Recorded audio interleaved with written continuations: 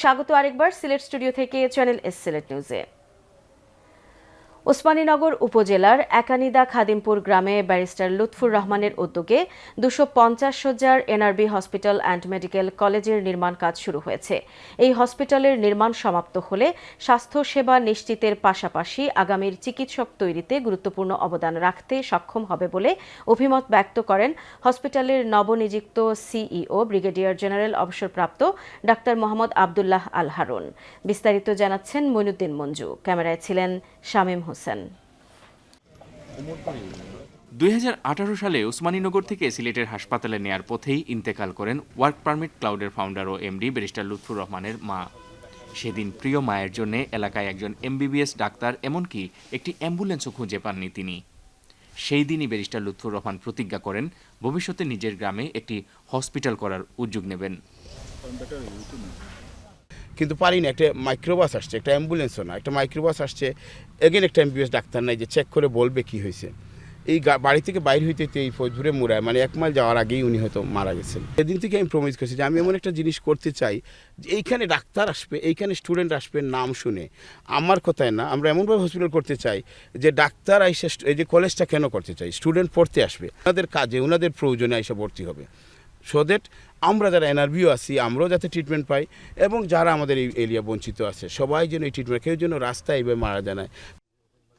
সোমবার উমরপুর ইউনিয়নের একানিদা খাদিমপুর গ্রামে এনআরবি হসপিটাল অ্যান্ড মেডিকেল কলেজের নবনিযুক্ত সিইও ব্রিগেডিয়ার জেনারেল অবসরপ্রাপ্ত ডাক্তার আবদুল্লাহ আল হারুনকে সাথে নিয়ে কাজ পরিদর্শন করেন হাসপাতালের স্বপ্নদ্রষ্টা ব্যারিস্টার লুৎফুর রহমান।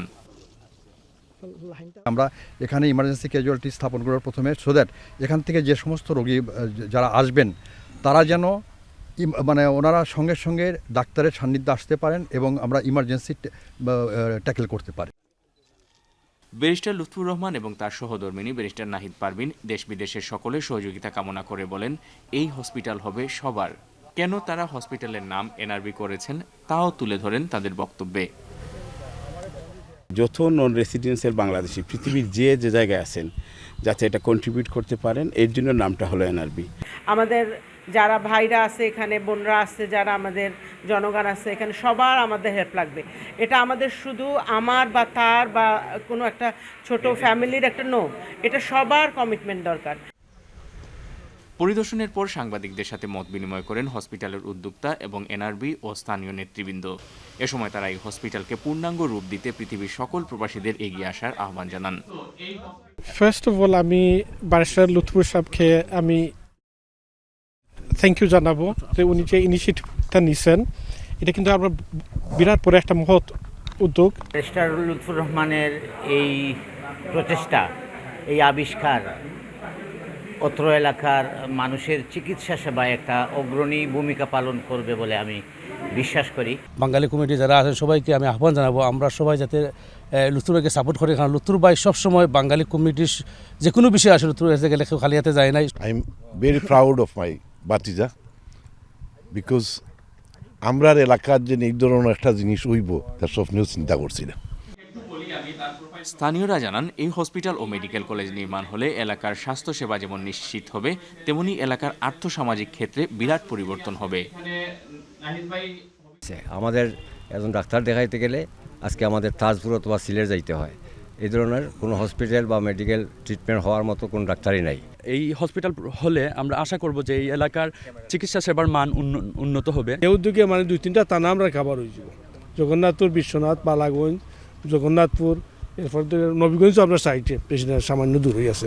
আমি আসলে এই উদ্যোগের সাথে সহমত ব্যক্ত করতে এসেছি। যদি কোনো ধরনের কন্ট্রিবিউশন আমি করতে পারি তাহলে হয়তো আমার ভালো লাগবে। আর বিদেশ যারা আছেন, আমেরিকা, ব্রিটেন লাগাইয়া মধ্যপ্রাচ্য, সবাই এই প্রজেক্টে সহযোগিতা করবে আমার আশা। প্রাথমিকভাবে 5 একর জায়গায় গড়ে উঠবে 250 শয্যার এই হসপিটাল। তারপর ধীরে ধীরে মেডিকেল কলেজ এবং হসপিটাল পূর্ণাঙ্গ রূপ পাবে। Moinuddin Manju, channel news, Sylhet. মৌলভীবাজার সদর মুস্তফাপুর ইউনিয়নের ইসলামবাগ জামেয়া দিনিয়া মাদ্রাসার প্রাঙ্গণে জামেয়া দিনিয়া ইউকের উদ্যোগে মাদ্রাসার নতুন ভবনের শুভ উদ্বোধন ও রামাদান ফুড প্যাক বিতরণ করা হয়েছে। আরও জানাচ্ছেন আমাদের মৌলভীবাজারের head of news Khaled Chowdhury. ক্যামেরায় ছিলেন অশ্বিনী সিনহা। মৌলভীবাজার সদর উপজেলার মুস্তাফাপুর ইউনিয়নের ইসলামবাগ জামিয়া দিনিয়া মাদ্রাসা প্রাঙ্গণে জামিয়া দিনিয়া ইউকের উদ্যোগে মাদ্রাসার নতুন ভবনের শুভ উদ্বোধন ও রমাদান ফুড প্যাক বিতরণ 2025 অনুষ্ঠিত হয়েছে।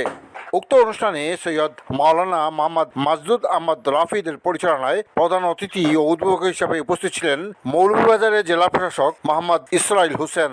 বিশিষ্টজনদের মধ্যে উপস্থিত ছিলেন লন্ডন প্রবাসী সৈয়দ আবু সাইদ আহমদ, ভূমিদাতা সৈয়দ মৌসাদ আহমদ, প্রফেসর আব্দুল ওদুদ আহমদ, শিক্ষাবিদ শাহ আতাউর রহমান, সাবেক চেয়ারম্যান মোয়াজ্জেম হোসেন মাতুক, প্রিন্সিপাল আব্দুল শুকুর, শিক্ষানুরাগী আশরাফুল ইসলাম। বিশিষ্ট সাংবাদিকদের মধ্যে উপস্থিত ছিলেন সৈয়দ হুমায়দ আলী শাহিন, ডক্টর সাদিক আহমদ, SM ওমেদ আলী, ইমামউদ্দিন সহ এলাকার বিশিষ্টজনরা। প্রধান অতিথি তার বক্তব্যে এই ধরনের মাদ্রাসাগুলো মার্কাজ হিসেবে কাজ করবে বলে আশাবাদ ব্যক্ত করেন। এই মাদ্রাসাগুলো বিশেষ করে কওমি মাদ্রাসা, দিনী মাদ্রাসা যেগুলো আছে, এইগুলো একটা মার্কাজ হিসেবে কাজ করে ইসলাম প্রচারের জন্য, ইমানকে প্রচারের জন্য, দৃঢ় করার জন্য এটা এই মার্কাজগুলো, এই মাদ্রাসাগুলো কাজ করে। এজন্য আমরা এখানে যারা উপস্থিত হয়েছি, আল্লাহ পাকের কাছে আমরা দোয়া করব যে আল্লাহ পাক আমাদেরকে যেন এই মাদ্রাসার ওসিলায় আমাদেরকে যেন মাফ করে দেন। বিশিষ্টজনরা এই মহতী উদ্যোগ ও অনুদানকারীদের প্রতি গভীর কৃতজ্ঞতা প্রকাশ করে বক্তব্য রাখেন। এই ইফতার যারা আপনারা দিয়েছেন লন্ডন থেকে, অত্যন্ত সওয়াবের কাম।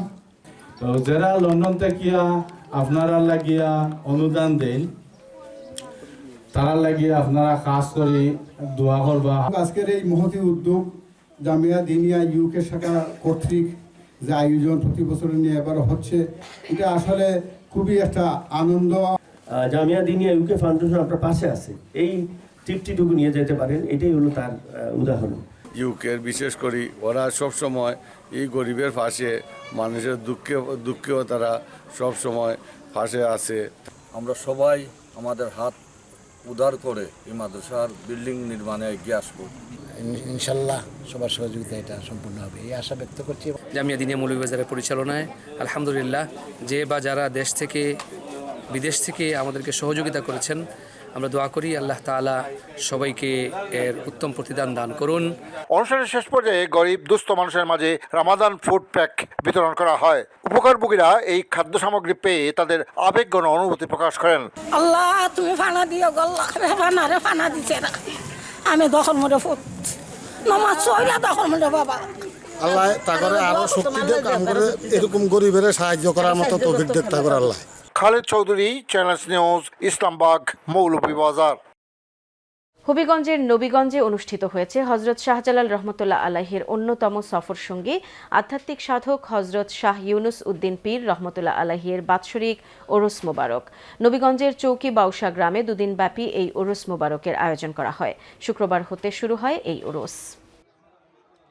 এ উপলক্ষে বাউসা পীরবাড়ির পীর মহলে ও মাজার প্রাঙ্গণে খতমে কুরআন শরীফ, খতমে বুখারী শরীফ, খতমে খাজেগান, মিলাদ মাহফিল, ওয়াজ মাহফিল ও জিকির আজকার পালিত হয়। যুক্তরাজ্য প্রবাসী সমাজসেবক, মাজার কমিটির পরিচালক ও রওশন রেজা এম্পায়ারের স্বত্বাধিকারী শাহ হাবিবুর রহমান বেলায়েতি এই পুরো আয়োজনের সমন্বয় করেন। হবিগঞ্জ ও হবিগঞ্জের বাইরে থেকে আসা অতিথিদের শুভেচ্ছা জানান তিনি। জিয়ারত শেষে শাহ হাবিবুর রহমান বেলায়েতের সভাপতিত্বে অনুষ্ঠিত ওয়াজ মাহফিলে বক্তব্য রাখেন শাহ দলিলুর রহমান দিলাল, মাওলানা কাজী হাসান আলী, মাওলানা সাজ্জাদুর রহমান, মাওলানা ইব্রাহিম ইউসুফ, মাওলানা আব্দুল বারী, মাওলানা তৌহিদুর রহমান, সমাজসেবক শাহ ফারুক ও সাইফুর রহমান টিপু। ওরস মোবারকে ওয়াজ মাহফিল চলে সারা রাত ব্যাপী। দোয়া মাহফিলের পর বিতরণ করা হয় শিরনি। লন্ডন প্রবাসী সমাজসেবক, মাজার কমিটির পরিচালক শাহ হাবিবুর রহমান বেলায়েত বলেন, প্রতি বছরের মতো এবারও সুশৃঙ্খলভাবে ওরস মোবারক পালিত হয়েছে। অত্র এলাকার বা দেশ বিদেশের অনেক মেহমান উপস্থিত হয়েছেন। অলিয়া উলিয়ার আশিকান ভক্তরা, তাবারকের মাধ্যমে সবাইকে আমরা আপ্যায়ন করছি এবং সুশৃঙ্খলভাবে আমাদের কাজগুলো পরিচালিত হচ্ছে এবং আশা করি আল্লাহর রহমতে পীর আউলিয়ার দোয়ায় আমরা এই কাজগুলা যুগ যুগ ধরে চলছে এবং চলতে থাকবে। আমরা অলিয়া উলিয়ার পথ অনুসরণ করে চলছি। আল্লাহ যেন আমাদের এই খেদমতকে কবুল করেন। খোলামেলা প্রাথমিক বিদ্যালয়ের শিক্ষার্থীদের সড়ক দুর্ঘটনা থেকে বাঁচাতে ও বিদ্যালয়ের সৌন্দর্য বৃদ্ধির জন্য 11 লাখ টাকা ব্যয়ে নান্দনিক বাউন্ডারি ও গেট নির্মাণ করে দিয়েছেন যুক্তরাজ্য প্রবাসী ও বিশিষ্ট দানশীল ব্যক্তিত্ব আবুল আজাদ। সুনামগঞ্জ সদর উপজেলা সড়কের পাশে নির্মিত সাদকপুর প্রাথমিক বিদ্যালয়ে কোনো বাউন্ডারি না থাকায় খেলাধুলার সময়ে অনেক শিক্ষার্থী সড়কে চলে যায়। এতে যে কোনো সময় ঘটতে পারে দুর্ঘটনা। তাই শিক্ষার্থীদের দুর্ঘটনা থেকে রক্ষা ও বিদ্যালয়ের সৌন্দর্য বৃদ্ধি করে মানসিক প্রফুল্ল রাখতে 11 লাখ টাকা ব্যয়ে নান্দনিক বাউন্ডারি ওয়াল ও গেট নির্মাণ করে দিয়েছেন যুক্তরাজ্য প্রবাসী বিশিষ্ট দানশীল ব্যক্তিত্ব আবুল আজাদ। সম্প্রতি নবনির্মিত নান্দনিক বাউন্ডারি ওয়াল ও গেটের উদ্বোধন করেন সুনামগঞ্জের জেলা প্রশাসক ডক্টর মোহাম্মদ ইলিয়াস মিয়া।